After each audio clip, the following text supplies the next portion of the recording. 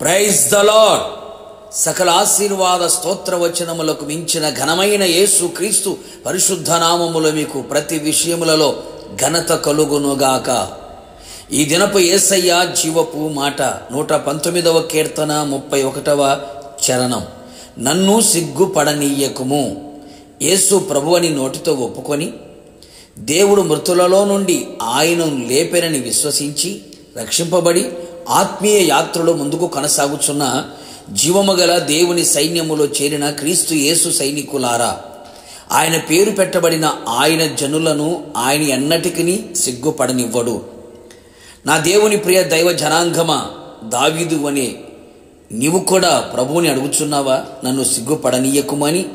ఇంతవరకు కుటుంబములో, సంఘములో, సమాజములో, బంధువుల మధ్యలో, స్నేహితుల మధ్యలో, ఇరుగు పొరుగు వారి మధ్యలో నీవు చేయుచున్న పనులన్నిటిలో, భక్తిలో, వ్యక్తిగతంగా, ఆత్మీయంగా ఏ పరిస్థితులు సిగ్గుపడేటట్లు చేస్తూ ఉన్నవో, అవమానముతో తలదించుకునేటట్లు చేస్తూ ఉన్నవో, నీ ఓటమి నీకు సిగ్గుగా మారినదా?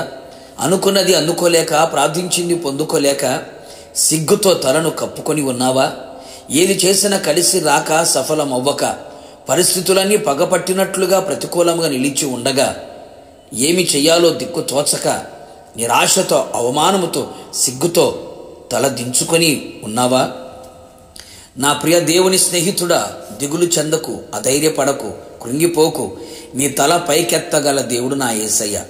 అవమానము కలిగిన చోట నీకు రెట్టింపు ఘనతను ఇవ్వగల సర్వశక్తి గల దేవుడు నా యేసయ్య.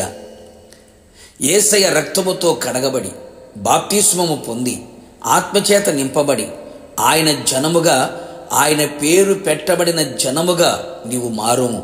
నిశ్చయముగా ఆయన నిన్ను సిగ్గుపడనివ్వడు. ఆయన శాసనములను హత్తుకొని నీ హృదయము ఆయన కట్టడల విషయమై నిర్దోషముగా ఉండగలిగితే నిన్ను సిగ్గుపడనివ్వడు. ఆయన ఆజ్ఞలన్నిటినీ లక్ష్యము చేయునప్పుడు నీకు అవమానము కలుగదు. ఆయన యందు సంపూర్ణముగా నమ్మిక ఉంచి ఆయనకు మొర్రపెట్టిన ఎడల సిగ్గుపడక ఉందువు. ఆయన వైపు చూచిన వారు సిగ్గు నందక ఉందురు.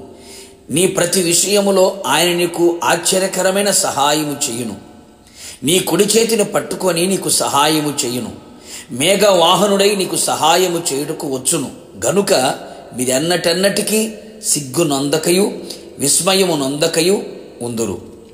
మనం నమ్మిన యేసయ్య ఎవరో, ఎలాంటివాడో, ఏమి చేయగలడో, ఆయన సామర్థ్యం సమస్తమును నీవు నమ్మిన ఎడల, నమ్మిన వాణ్ణి సంపూర్ణముగా తెలుసుకొనిన ఎడల ఎప్పుడునూ సిగ్గుపడవు అనే సంగతి గుర్తెరుగుము. ఆయన నీకు సిగ్గుపడనివ్వడు అనే సంగతి గుర్తించుకో.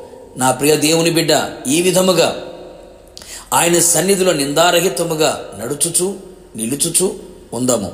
ఇక మీదట నీవు, నీ కుటుంబం, నీ కలిగిన సమస్తము ఏ విషయములలో సిగ్గుపడనివ్వకుండా నా యేసయ్య చెయ్యును గాక. ఇక మీదట సిగ్గుతో తల కప్పుకొనక, భీతి చెందక ఉందువుగాక. ప్రభు ఎదుట ధైర్యముగా నిలిచి ఉండెదవు గాక. ప్రార్థన. అత్యంత కృపగలిగిన నా ప్రియ పరలోకపు తండ్రి, నీ పరిశుద్ధమైన పాదములకి కృతజ్ఞతాస్తుతులు చెల్లించుచున్నాం. నీ ప్రజలు ఏ పరిస్థితుల మధ్యలో సిగ్గుతో తలదించుకొని, భయముతో, భీతితో, అధైర్యముతో నింపబడి నడిపించబడుతూ ఉన్నారు. కృపతో వారిని జ్ఞాపకము చేసుకొని వారి తల పైకెత్తబడినట్లుగా, సిగ్గుకు, అవమానమునకు బదులుగా రెట్టింపు ఘనత కలుగునట్లుగా ప్రతి విషయములో మీరే సహాయము చేయుచు వారి జీవితంలో గొప్ప ఘనతను కలుగు చేయమని కోరుతూ ఉన్నాం. నిశ్చయముగా నమ్మిన బిడల్ని సిగ్గుపరిచే దేవుడు కాదు ప్రభువా. నీ విశ్వాసం ఉంచు వారిని సిగ్గుపరిచే దేవుడు కానే కాదు. నిశ్చయముగా మీ ప్రజలందరూ సిగ్గుపడకుండా ఉండునట్లుగా మీరే ఘనపరిచి ఘనమైన కార్యాలు చేయమని యేసు నామములో అడిగి పొందుకొని ఉన్నాము తండ్రి. ఆమెన్.